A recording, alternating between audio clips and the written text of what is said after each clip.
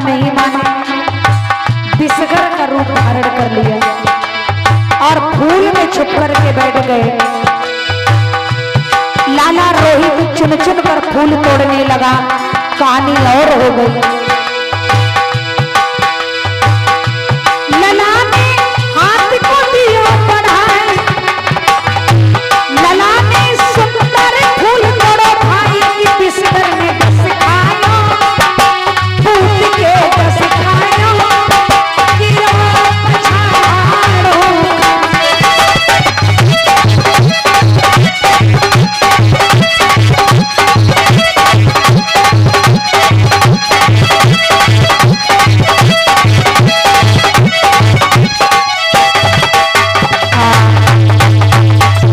जैसे महाराज रोहितास ने सुंदर सुंदर फूल चुन चुन करके डलिया में रखने लगा, सुंदर फूल की ओर हाथ बढ़ाया, काले विषगर ने महाराज परीक्षित जी उंगली में डस खाया।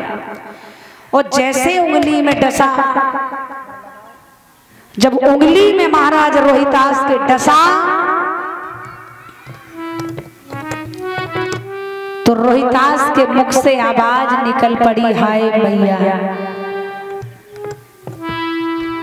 हाय मैया। मां, जैसे काले नाग ने डसा रोहित के मुंह से एकदम मूर्छा सी आई और एकदम जमीन पर गिर पड़ा झटपटा के, हाय मैया।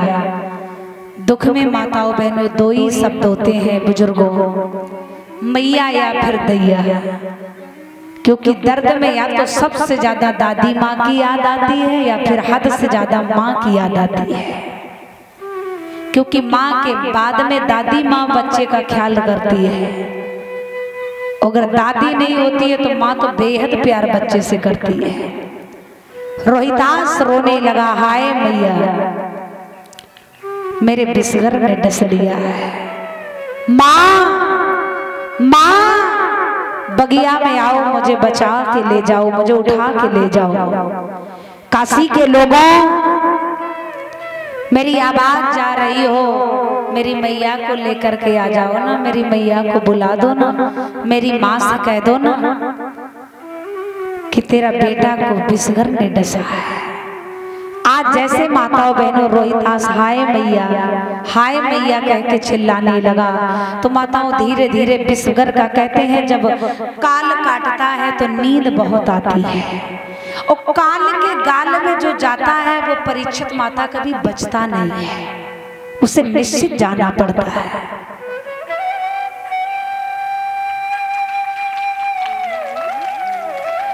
और समानी मोहिनी बहन के द्वारा हार भेंट हो रहा है। ईश्वर से प्रार्थना है, ईश्वर शिक्षा के क्षेत्र में आगे बढ़े, सद्बुद्धि प्रदान करे, माँ भगवती माँ सरस्वती की कृपा बरसती रहे।